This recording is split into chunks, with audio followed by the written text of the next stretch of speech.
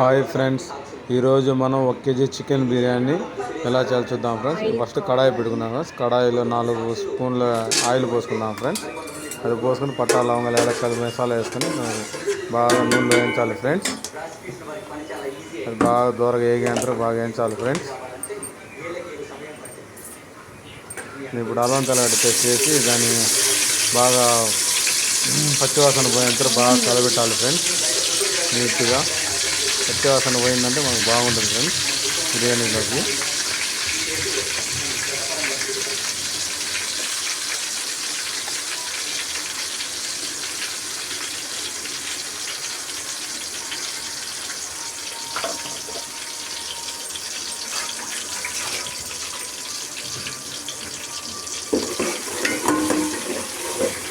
పచ్చివాసన పోయేంత బాగా కలబెట్టాలి ఫ్రెండ్స్.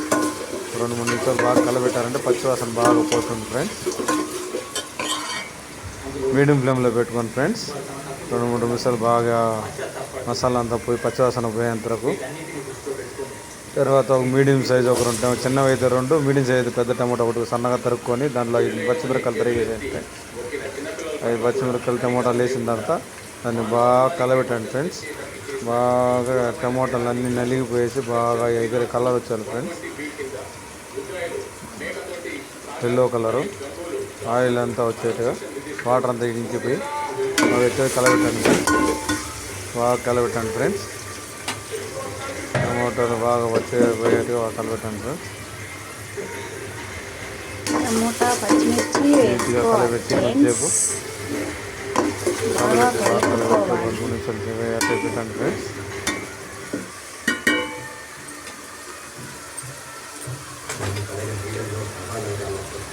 ఇప్పుడు సరిపడా ఉప్పు వేద్దాం ఫ్రెండ్స్. లైట్గా గిన్నె ఇది అవుతుంది 6 స్పూను.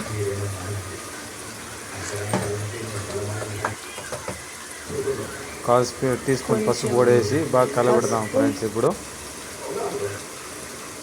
అంతా కలిసేంత వరకు మిరకాయలకి బాగా చాలా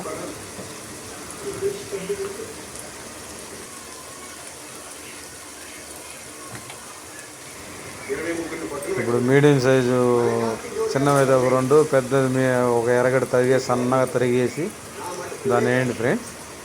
అది బాగా ఎల్లో షేప్లో రావాలి ఫ్రెండ్స్. అది బ్రౌన్ షేప్లో వచ్చేందుకు బాగా కలబెడుతున్నాను ఫ్రెండ్స్. సన్న మంటనే పెట్టి, పెద్ద మంటలో పెట్టాలంటే మాడి పూడుస్తుంది, బాగుండదు.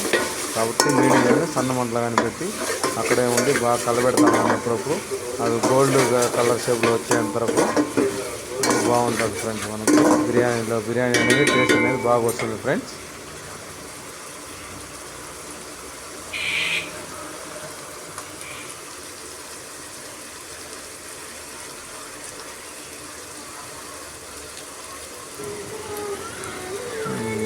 ఎర్రగడ్డలో ఒక లైట్గా బ్రౌన్ షేప్లో వచ్చింది ఫ్రెండ్స్. ఇప్పుడు ఒకసారి బాగా కలబెట్టుకొని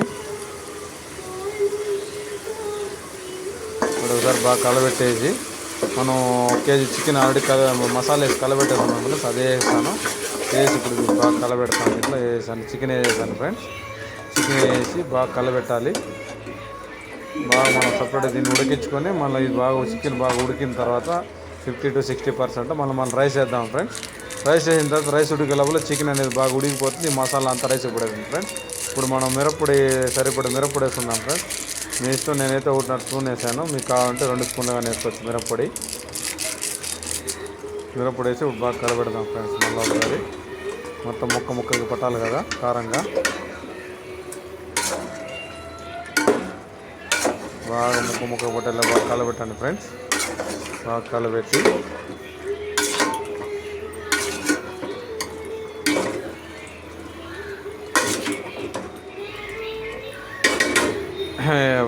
బాగా కలబెట్టిన తర్వాత ఒక 5 నిమిషాలు అట్టే వదలండి ఫ్రెండ్స్. బాగా పట్టని ఆడే ఉండండి.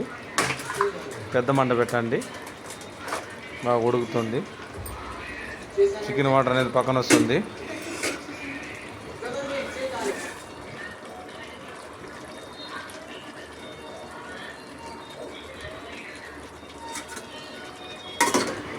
చికెన్ బాగా ఇప్పుడు ఒకసారి కలబెట్టి ప్లేట్ మూసి పెట్టి ఒక 2-3 నిమిషాల తర్వాత బాగా ఉడుకుతుంది ఫ్రెండ్స్. వాటర్ బాగా వచ్చేస్తుంది, ఆయిల్ పైకి తేలుతుంది ఫ్రెండ్స్.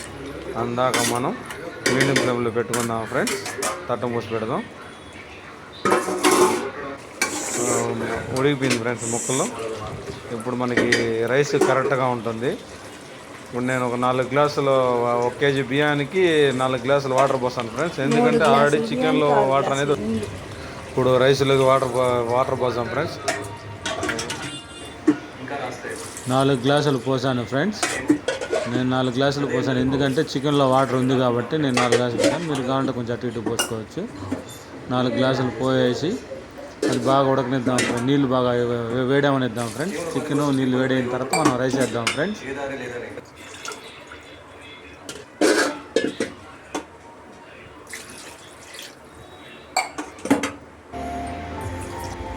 ఉడికిపోయింది చూడండి ఫ్రెండ్స్. నీళ్ళు కానీ వచ్చేసినాయి బాగా. ఇదేంది ఇప్పుడు రైస్ వేద్దాం ఫ్రెండ్స్.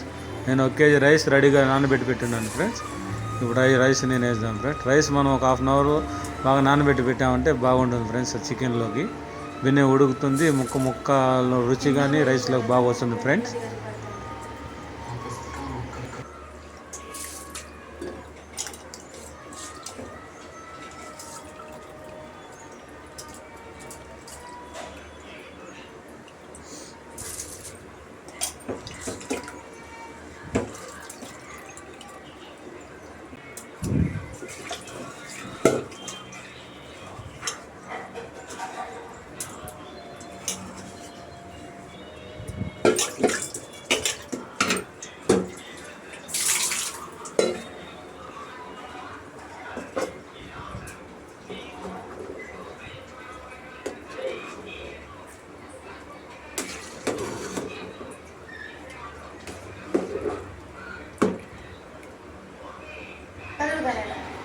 ఓకే ఫ్రెండ్స్, ఇది దమ్ పెడదాము.